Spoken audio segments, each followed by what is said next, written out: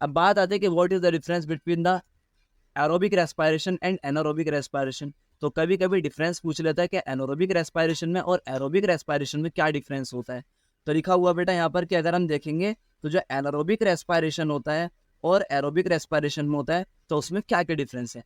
पहली बात तो एरोबिक रेस्पिरेशन हो या एनारोबिक रेस्पिरेशन हो, दोनों के अंदर जो स्टार्टिंग मटेरियल है that is the glucose.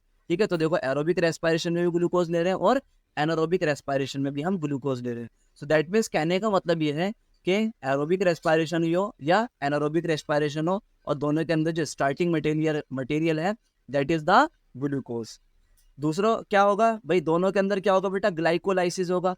Glycolysis means break down of glucose. तो एरोबिक रेस्पिरेशन हो या एनारोबिक रेस्पिरेशन हो, दोनों के अंदर ब्रेक डाउन ऑफ ग्लूकोज होगा and the break down of glucose is known as the glycolysis.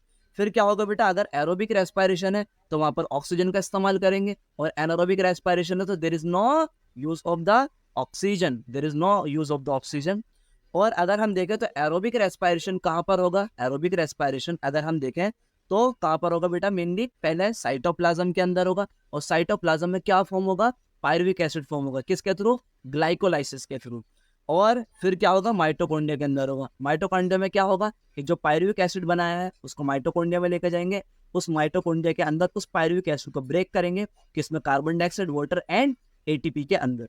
जबकि अगर हम देखें एनारोबिक रेस्पिरेशन में तो एनारोबिक रेस्पिरेशन में सिर्फ और सिर्फ क्या होगा कि साइटोप्लाज्म में ग्लूकोज जाएगा, उस ग्लूकोज को ब्रेक डाउन करेंगे किसमें बेटा, मेनली पायरुविक एसिड के अंदर। और बेटा वहीं पर साइटोप्लाज्म के अंदर ही पायरुविक एसिड कन्वर्ट हो जाएगा मेनली किसके अंदर, मेनली अगर फंगाई है तो alcohol and carbon dioxide and energy के, और अगर हमारी बॉडी है तो लैक्टिक एसिड और एनर्जी के फॉर्म में। ठीक है, तो देखिए यहाँ पे लिखा हुआ है कि साइटोप्लाज्म में होगा।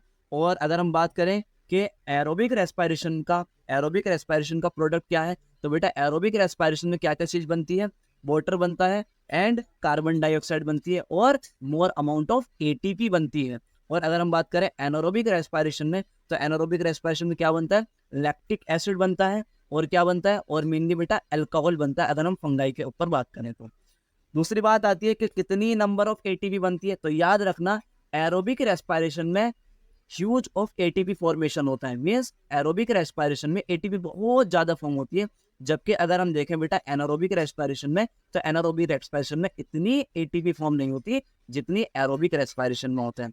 जैसे यहाँ पर देखने मिल रहा है कि एनारोबिक रेस्पिरेशन में देखेंगे तो मेनली सिर्फ और सिर्फ 4 ही एटीपी फॉर्म होती है, जबकि बेटा एरोबिक रेस्पिरेशन में ऐसा रेस्पिरेशन जिसमें ऑक्सीजन यूज होती है वहां पर बेटा 38 एटीपी यूज हो रही है। कितनी, मेनली 38 एटीपी यूज हो रही है। तो गेन एटीपी कितनी है, 36 है यहाँ पर, और बेटा यहाँ पर मेनली 2 एटीपी है। तो ये हमारा हो गया क्या, difference between the aerobic respiration and anaerobic respiration. और 100% 2 नंबर में नहीं तो 5 नंबर में पूछा जाएगा कि what is the difference between the aerobic respiration and anaerobic respiration. ठीक है, नेक्स्ट देखिए। तो ये बेटा हम समझते हैं एनसीईआरटी के अकॉर्डिंग। तो एक और हमारे पास टेबल है जिसके अकॉर्डिंग हम समझ लेते हैं। पहली बात, एरोबिक रेस्पिरेशन जो होगा वो ऑक्सीजन के थ्रू होगा, जबकि यहाँ पर ये बिना ऑक्सीजन के होगा। यहाँ पर क्या होगा, फूड ब्रेक डाउन होगा कंप्लीटली और किस में कन्वर्ट हो जाएगा, ग्लूकोज में, कार्बन डाइऑक्साइड, मेनली एटीपी के अंदर, कार्बन डाइऑक्साइड वाटर के अंदर। ठीक है, और जबकि यहाँ पर देखें तो बेटा partially break down of food होता है। मीन्स कहने का मतलब ये है कि एरोबिक रेस्पिरेशन में जितना भी फूड होगा सारा का सारा ब्रेक हो जाएगा और उसके through carbon dioxide, water and ATP form कर ली जाएगी। जबकि एनारोबिक रेस्पिरेशन में देखें तो एनारोबिक रेस्पिरेशन में 100% फूड ब्रेक डाउन नहीं होता है। ठीक है, तो एंड प्रोडक्ट की बात करें कि एरोबिक रेस्पिरेशन का एंड प्रोडक्ट क्या है, तो बेटा carbon dioxide, water and ATP है। ठीक है भाई, एटीपी तो होगी क्योंकि मेन पर्पस तो हमारा एटीपी को फॉर्म करना है। और यहाँ पर एंड प्रोडक्ट की बात करें तो बेटा अल्कोहल देखेंगे किसमें, फंगाई के अंदर, और कार्बन डाइऑक्साइड होगी और लैक्टिक एसिड हमारी स्केलेटल मसल्स के अंदर।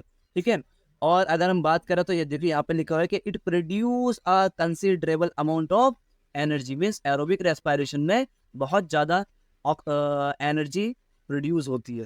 ठीक है, जबकि एनारोबिक में देखें तो एनारोबिक में कम से कम एटीपी प्रोड्यूस होती है। ठीक है,